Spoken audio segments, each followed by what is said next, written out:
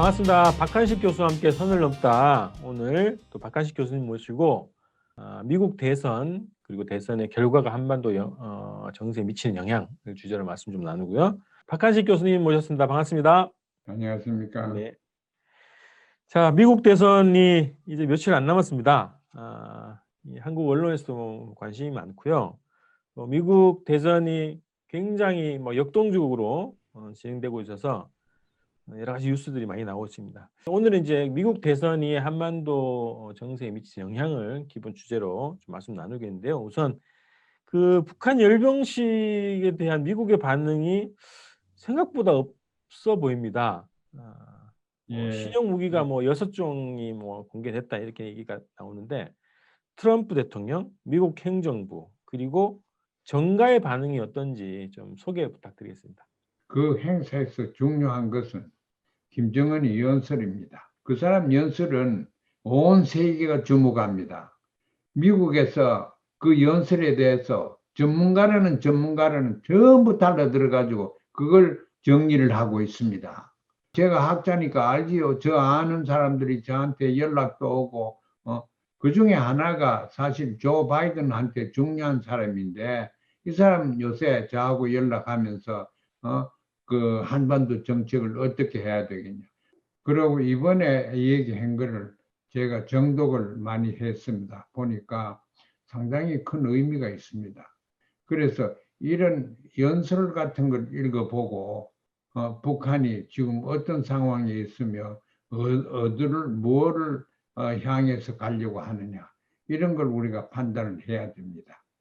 제가 2번이나 읽어봤는데 깜짝 놀란 것은 인민이라는 단어가 61번 들어갔어요. 그 짧은 연설에. 제일 마지막에 마칠 때는 우리 인민 만세 그러고 마쳤거든. 그래서 이번에는 이 연설의 그 핵심이 우리는 인민민주주의 공화국이다. 인민공화국이다. 우리한테는 인민이 제일 중요하다. 그걸 이제 세상에 선포하는 거고, 그래서 제가 조 바이든 옆에 일하는 사람들한테 연락 다 해서 이거 잘 읽어봐라. 그랬어요. 이 인민이라는 것을 우리가 이해를 못하면 북한을 이해하기가 어렵습니다. 인민은 국민하고 다릅니다. 인민은 중국도 인민이라는 것을 쓰지만은 중국과도 다릅니다. 그 북한의 인민이라는 것은 국민인데 사람들인데 의식을 가진 사람들을 인민이라고 합니다. 그런데 그 의식은 무슨 의식이냐? 그 의식의 내용은 또 변합니다. 역사에 따라서.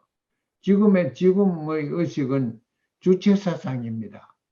주체사상에 내재해 있는 모든 신념체계나 가치관이나 이런 것을 이제 종합적으로 한 것이 주체사상, 그 주체사상의 의식을 가지고 있으면 인민이 되는 겁니다. 그래서 연설에 보면은 인민의 역할이 뭐며 왜 인민을 떠받쳐야 되며 보니까 미국에서 우리가 democracy는 government by the people, of the people, for the people 그러지 않습니까? 그런데 거기에 보면은 North Korean government는 by 인민, of the 인민, for the 인민이라고.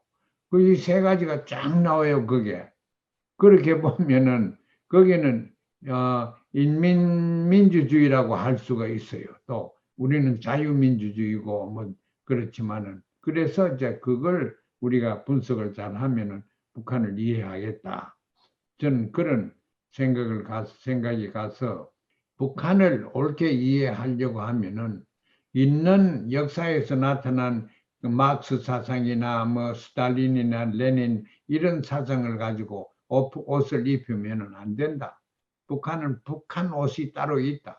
그걸 뭐 어떤 옷이냐 그걸 찾아내는 것이 전문가들이 할 일입니다. 다른 게 아니에요. 그래서 그래 이번에 보면은 그 짧은 연설에 그 말이 나왔죠. 그 다음에 인민들은 무엇을 섬겨야 됩니까?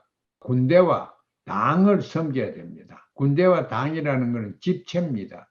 그 집체를 위해서 국가를 위해서 봉사해야 되는 것이 그 훌륭한 인민들에도 의무가 사명감이 있습니다. 그러고 이제 주체사상 제가 얘기를 했는데 꼭 두 가지만 딱 다가왔어요. 하나는 경제적으로 자립을 하겠다 이런 얘기입니다. 그 경제적으로 자립하는 중에 대한민국에서 원조를 받으려고 하지는 않습니다. 그게 이제 우리 한국에서 청와대에도 이렇게 계시는 분들이 생각이 북한이 우리한테 도움을 받아가지고 자기 새로운 5개년 계획을 획책하는 게 아니냐 그렇게들 많이 보는데 그런 게 아니에요. 대한민국에서 경제 원조를 받기를 원하지 않습니다. 서독과 동독 관계에서 동독처럼 낙후되지 않겠다. 서독에 의존하지 않겠다. 그거예요. 의존하게 되면은 독일식 통일을 피할 수 없다. 이런 생각을 가집니다. 그 사람들이. 그런데 우리는 독일식 통일을 염두에 두고 북한을 자꾸 이렇게 움직이려고 하니까 말도 안 되고 발전이 안 됩니다. 그래, 아무튼 그 연설을 뜻으로 우리가 다시 읽어봐야 된다. 이런 생각이 들었습니다. 북한을 옳게 알고 해야 된다. 저는 그럽니다. 옳게 알려고 하면은 조선식 사회주의가 뭔지 알아야 된다. 그걸 알려고 하면 주체식 사회주의를 알아야 된다. 그런 거 저런 걸 모르면은 이 동독식으로 하려고 그런 식으로 북한을 종용시키면은 절대 오지 않습니다. 왜 북한이 5만 톤 쌀을 주려고 하는데 금방 안 받지 않았어요? 그 왜 안 받느냐? 그 생각해 봐야 돼요. 서울에서는. 왜 안 받느냐? 배가 불러서 안 받는 게 아니거든. 그 쌀을 주려고 하는데 왜 안 받으려는 그 깊은 생각을 하지 않으면은 해답이 안 나옵니다. 그런 일이 나오면은 뭐 그냥 차버리고 이러면 안 됩니다. 그래서 북한이 무엇을 뜻하는지, 뭘 목적을 하는지 그 동기를 알지 않고는 남북 관계를 좋게 만들 수가 없습니다. 미국의 그 대북 전문가들이 김정은 위원장의 연설을 적극적으로 지금 집중적으로 분석을 하고 있다. 요 예, 소식은 일단 한 정리를 하고요. 대선 상황에 대해서 한번 질문 드리겠습니다. 궁금한 게 이제 두 가지인데요. 하나는 이제 미국의 우편 투표가 역대 최대다 이런 보도가 나오거든요. 그런 예, 거하고 그다음에 바이든 스캔들 이런 것이 또 다시 나왔어요 지난주에. 예, 자, 요 예. 두 가지 중에 이제 우선 이제 미국의 우편 투표율이 역대 최대라는 보도가 이제 사실인지 뭐 실제 이제 그 당일 현장 투표를 좀 봐야 전체 투표율과 예년 투표를 좀 비교할 수 있을 것 같은데요. 그 보도는 어떤 것 같습니까? 사실 이번 선거에서 우편 투표라는 것이 하나의 기형적인 현상입니다. 우편 투표는 뭐 12%, 10몇 퍼센트 이렇게밖에 안 되었습니다. 여행하는 사람들이 부재자 등록하고 하는 이런 데서 끝쳤는데 이번에는 우편 투표를 굉장히 일찍부터 저도 그 우편 투표를 했습니다. 그 굉장히 일찍부터 하는데 그 이유가 선거 날에 가면은 물론 코로나 바이러스 때문에 선거에 그 줄 오래 서가지고 있으면 좋지도 않지만은 부정선거를 하는 방법이 거기에서 많이 나타납니다. 선거를 못하게 하는 방법도 있고 그런데 우편 선거는 부정할 수 없다. 우표 딱지 붙여가지고 우표 넣어버리면 그건 부정하기가 어렵다. 그런 생각에서 사람들이 부정을 두려워하고 피하려고 하는 사람들이 우편 투표를 선호합니다. 그런데 그거보다 미국에서 더 중요한 것은 우편 투표는 민주당이 많이 합니다. 왜 민주당이 많이 하느냐 하면은 민주당이 일반적으로 중상계급 내지 중하 돈 없는 사람들이 많습니다. 흑인은 한 80% 포함되어 가지고 유색 우리 같은 유색 인종도 대부분 민주당으로 갑니다. 미국은 하나 잘못하는 게 선거날은 지금 같으면 11월 달에 첫째 화요일 하게 되어 있는데 그날은 공휴일로 해줘야 됩니다. 공휴일. 우리나라도 제가 어릴 때 한국에 살 때 보면은 공휴일도 했습니다. 선거날 공휴일 해가지고 학교도 다 놓는 거 제가 경험을 했습니다. 그건 좋은 것입니다. 그렇게 중요한 국가의 선거인데 이 일을 하게 되면 돈 없는 사람 여기 지날 버려가 먹는 사람들 투표할 시간이 없습니다. 그래 놓으니까 이제 그 민주당들이죠.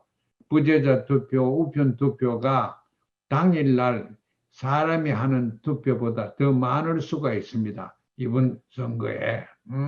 그렇게 되면은 민주당이 유리하게 되죠. 안 그래도 조 바이든이 지금 훨씬 앞서 있는데 여론조사에 의하면은 그래서 트럼프 지금 여당에서는 어떻게 하든지 우편으로 하는 거를 이제 이런저런 어려움을 줘가지고 방해를 지금 많이 하고 있습니다. 개표는 언제 합니까? 이것도 주마다 다 다른데 중앙정부에서는 지금 뭐 이가 소송하고 야단 났습니다. 11월 3일까지 우표 딱지를 붙이면 된다. 그런 주도 있고 그러면 그게 이제 우편이 배달되려고 하면은 한 일주일 더 가죠. 그 어떤 주는 시간을 아예 늘쭉함치 2주일이나 3주일을 줍니다. 그래서 그 사이에 그 들어오면은 개표할 수 있다. 이런 것도 있고 또 이제 지금 여당에서는 당일날 11월 3일에 투표하지 아니한 것은 무효로 해야 된다. 지금 그렇고 아직까지 법정 투쟁도 하고 그렇습니다. 이번 선거만큼 이게 무질서하고 예측 불허하고 불투명한 그런 선거는 제가 보지 못했습니다. 자, 그럼 두 번째 문제 질문 드릴게요. 바이든 아들인 헌터 바이든 관련 스캔들이 계속 이제 다시 또 불거지는데 우선 바이든의 우크라이나 스캔들 요거에 한번 설명 좀 부탁드릴게요. 그게 이제 헐떨기인데 조 바이든이 뭐 잘못한 것도 없어요. 그 아들, 그 둘째 아들이 거기서 사업한다고 하는 사람인데 그게 이제 그 아들을 헌터 바이든이라고 그 아이들이 40 몇 살밖에 안 되는데 이 자기 아버지가 부대통령 때 오바마 밑에서 부대통령 할 때 그 권력을 이용을 해가지고 돈을 많이 벌였다. 이런 이제 말을 만들어내서 일을 꾸밉니다. 사건 가운데 노트북 사건. 그게 뭐냐면 이 헌터 바이든이 가지고 있는 자기의 노트북 컴퓨터를 컴퓨터 수리소에 갖다 놨는데 이거 없어져 버렸어요. 그걸 누가 가져갔냐면은 다널드 트럼프에서 큰 역할을 하는 9.11 할 때 그때 시장했던 사람이 줄리안이라는 사람이 있습니다. 그 사람이 이걸 가져갔어요. 이걸 가져가가지고 이 컴퓨터니까 얼마나 많은 자료가 있겠습니까? 그걸 전부 다 지금 색출해 보는 거예요. 해서 부정된 게 자기 아버지하고 전화한 게 없나, 자기 아버지가 뭐 어떤 뭐를 특혜를 해준 게 없나, 이거 좀 조사를 다 해가지고 저 조금이라도 있을 만한 거는 지금 다 끌어냈습니다. FBI에서 지금 조사하고 있습니다. 그런데 이게 선거에는 전혀 제 생각에는 영향이 없을 겁니다. 상대방의 허점을 파고 들어가지고 그 아들까지 그것도 컴퓨터까지 그래 가지고 하는 거는 이게 이제 정의롭지 못하다. 오히려 역효과가 나서 다널드 트럼프한테 영향이 나쁘게 갈 수도 있습니다. 선거가 이제 2주일도 안 남았는데 선거 이후에 재판을 하든가 뭘 하겠죠. 그게 이제 한국에도 그 뉴스가 된, 여기 별 뉴스가 되지도 않습니다. 큰 역할을, 선거에 어떤 영향을 미친다고 생각하는 사람은 하나도 없습니다. 그 최근에 소훈 안보실장이 또 미국 방문해가지고 뭐 폼페오 등등 뭐 백악관 안보실장도 만나고 그런 회담이 있었고 한미 뭐 군 당국자들 만남도 있었습니다. 미국 대선의 결과가 한반도 정세, 남북 관계, 뭐 북미 관계 이런데 어떤 영향을 미칠 것으로 보시는지 말씀 좀 해주십시오. 네, 이 지금 곧 미국의 대선이 눈앞에 다가왔는데 트럼프가 되면은 한반도 혹은 북미 관계가 어떻게 전개될 것, 바이든이 되면은 어떤 변화가 있겠느냐. 누구든지 그걸 많이 저한테도 묻고 저도 궁금한 거예요. 그런데 정확하게는 알 수가 없습니다.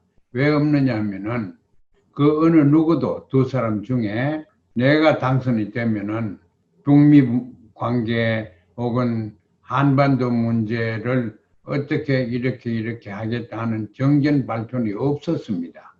지금 개인적으로 그런 논문에 선거도 연설을 한 적도 없고 아무도 모릅니다. 그런 상황에서 며칠 전에 토론회가 있었죠. 대통령 선거 토론회가 있었는데 그걸 제가 아주 면밀하게 들어보니까 있어요.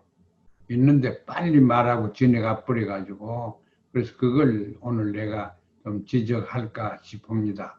트럼프는 어떻게 하겠다는 말이 없어요. 왜냐하면 지금까지 해온 그 원칙에 따라서 그 방법으로 할 거예요. 트럼프는. 그런데 바이든은 한두 마디 했는 걸 가지고 우리가 관계를 지켜보면은 북한에 대해서 또 한반도에 대해서 어떻게 나갈 거냐 하는 걸 우리가 어느 정도 예측할 수 있습니다.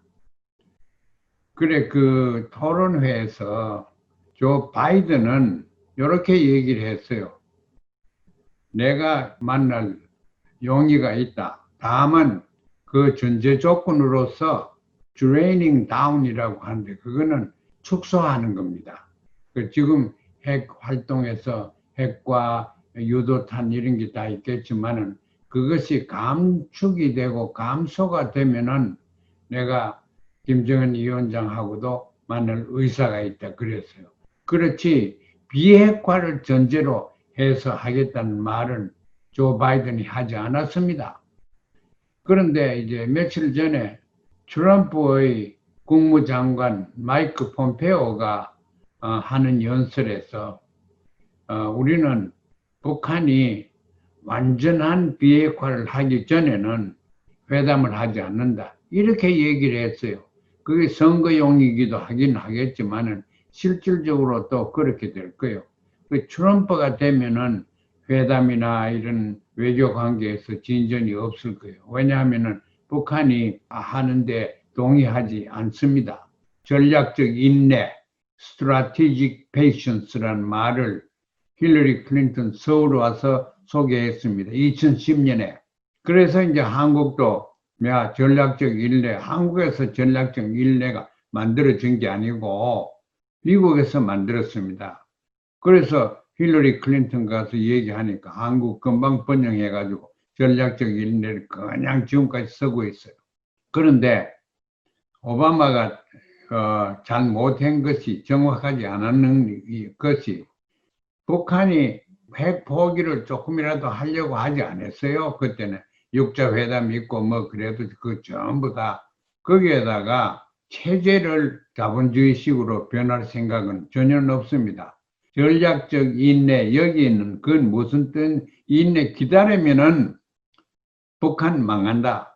그런 그 가정을 가지고 있었어요. 동독이 망한 것처럼 또 중국이 변하는 것처럼 자본주의화돼가 북한 망한다. 그걸 망하고 나면은 핵무기 문제가 해결되니까 그때까지 기다리는 거예요. 그걸 기다리고 암만 기다려도 망할 그 조짐을 전혀 안 보이거든. 그래서 이제 이 부통령으로 있는 이 사람은 노스 코리아 북한은 변하지도 않고 망하지도 않을 거라 이렇게 생각했어요. 그걸 저는 압니다. 그렇게 생각했어요. 그러니까 전략적 인내라는 것이 맞지 않다. 그 좋은 정책이 아니다. 이렇게 판단을 했어요. 그래서 그건 2016년인가 이때 벌써 조 바이든이 과거부터 가깝게 데리고 있던 그 연구원을 통해서 제가 들었습니다. 북한도 망하지도 않을 거고 변하지도 않을 거고 그러니까 strategic patience라는 거는 별로 의미가 없다. 이렇게 조 바이든은 생각하는 걸 내가 이번 토론 전에 알았어요. 그런데 이번 토론 때 그 말을 하지 않아요? 우리는 그 조건으로 북한이 핵 능력을 감소시키는 한 나는 정상회담도 할 용의가 있다 이랬어요. 비핵화는 비자도 입밖에 안 냈습니다. 그리고 둘째 또 중요한 것은 그 같은 문장에서 가만 들어봐야 돼요. 저도 한 두 번, 세 번 들어보고 잡았어요. 뭐라고 그러냐면은 지역의 비핵화예요. 그러니까 지역의 비핵화라 그런 게 그 지역이라는 게 아마 한반도를 얘기했을 거예요. 그러니까 북한의 비핵화라는 말을 조 바이든은 지금부터 앞으로 안 쓸 거예요. regional nuclear free zone 그렇게 이렇게 했어요. nuclear free zone을 만들어야 되겠다. 그게 한반도 될 수 있고 그게 또 이 다음에 가서 국제 정치가 어떻게 변화되고 하면은 일본까지도 대만까지도 넣을 수 있어요. 그 리전에 뉴클리어가 없도록 만들겠다. 이거는 그건 우선 남북을 합해서 뉴클리어 못하도록 하겠다 하는 것은 굉장히 진보된 생각이에요. 그런데 미국 대통령 지금 당선도 안 된 사람이 나와서 그러니까 북한의 비핵화다 이런 말을 빼버렸어요. 핵무기가 없는 그 지역을 만들겠다 이런 얘기를 했어요. 그래서 이 두 가지 얘기한 것이 제가 볼 때는 바이든 행정부가 앞으로 대북 정책 하는데 기본으로 삼지 않나 싶어요.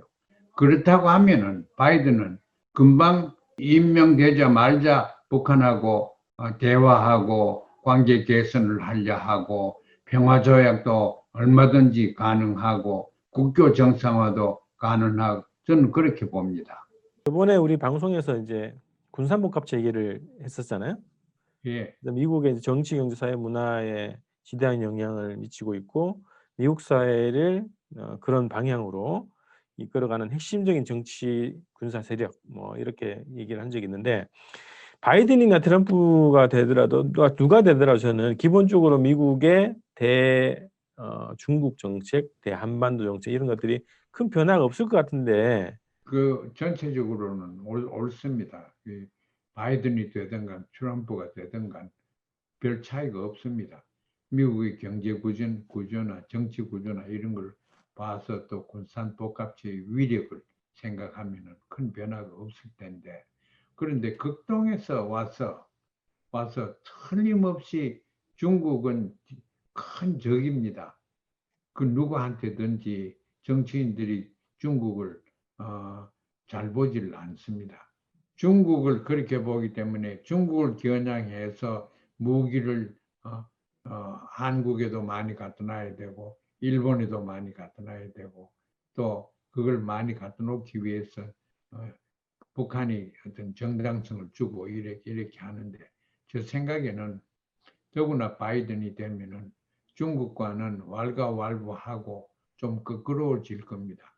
그러면은 북한이 필요 없어요. 한국의 극동에 그 무기를 저장하고 하는데 그 이유로 북한을 이용할 필요 없는 그런 상황이 올 가능성이 있습니다. 그건 우리로서는 바람직한 상황이지요. 그렇게만 되면은 이제 군산복합제도 만족하고 북한을 적대화 안 시키고 악마화 안 시키면서 이제 하면은 남북이 우리가 교류하기도 좋고 그렇죠. 훨씬 더 그런데 남쪽에서 크게 잘못된 거는 북한의 비핵화입니다. 북한의 비핵화를 왜 한국이 주장을 해야 되는지 저는 이유를 모르겠습니다. 미국이 하기 때문에 따라간다. 그러면 그게 바람직한 이유는 아니고 대한민국의 국익에 북한에 핵무기가 있는 것이 왜 나쁘냐? 이걸 알면 좋겠어요. 그걸 좀 깊이 한국에서도 했으면 좋겠습니다. 그 말씀하셨던 것처럼 바이든이 당선됐을 경우에 어쨌든 한반도 정책이 많이 달라질 것이라고 이제 예측은 하시면서 결국은 남북 관계, 우리 한국이 어떻게 입장을 가지고 어떤 태도를 가지고 정책을 펼칠 것이냐, 진정한 국익의 입장에서 펼치는 것이 핵심적인 문제, 과제라고 이렇게 좀 정리를 하겠습니다. 남북 문제는 우리 통일 문제고 평화 공존 문제는 우리 문제입니다. 미국이 그걸 갖다 주지도 못해요. 미국 때문에 우리가 북한하고 관계가 좋지 않게 됐다고 볼 수도 있고 한데 우리가 미국의 우방인데 우방이 강하고 주권적으로 써가지고 주체적인 국가가 든든한 국가가 돼야지 그냥 심부름만 하는 그런 게 우방 가지고 있으면 더 좋습니까? 그러니까 미국 학계나 미국 정계나 미국 언론에서도 그런 미국의 국익을 위해서는 한국의 전시 군사 통제권이나 이런 것도 한국이 가져가야 된다. 또 한국이 강하게 되기 위해서는 미국 무기에만 의존할 것이 아니고 한국도 뭐 무기 많이 생산합니다. 그러니까 군사도 그렇고 경제도 그렇고 정치도 그렇고 문화도 그렇고 이런 것들이 다 한국적인 게 좀 강하게 이렇게 나오면은 미국한테 얼마나 좋습니까? 우방 국가로서. 그렇게 이제 되고 북한도 미국과 주적 관계가 되어서는 안 되고 미국과 무슨 동조하는 이런 관계가 되어야 될 것입니다. 특히 세계의 그 비핵화를 하기 위해서는 미국과 북한이 제일 큰 역할을 같이 동시에 할 수 있습니다. 그런 걸 하는 거를 대한민국에서 미국에 대해서 자문도 하고 미국에 압력을 그런 방향으로 넣었으면 하는 생각입니다. 그래서 미국을 따라가지 말고 미국을 인도할 수 있어야 됩니다. 우리가 미국을 인도할 수 있는 기회도 있고 경험도 있고 또 사람들도 있습니다. 얼마든지. 그래서 이제 그런 방향으로 나갔으면 좋겠고. 대한민국이 미국을 인도하는 역할을 해야 된다. 그리고 북미 간의 전 세계 비핵화를 이끄는 공조 역할을 해야 된다. 이런 말씀을 제가 들어보니까 다음 이후 방송에서 한번 독자적으로 좀 다루어야 될 주제 같습니다. 그때 별도로 예, 한번 달아보는 것으로 하고요. 일단 여기 미국 대선 현황과 그리고 한반도 정세에 어떤 영향을 미치는가 이 주제는 일단 이렇게 마무리를 하겠습니다.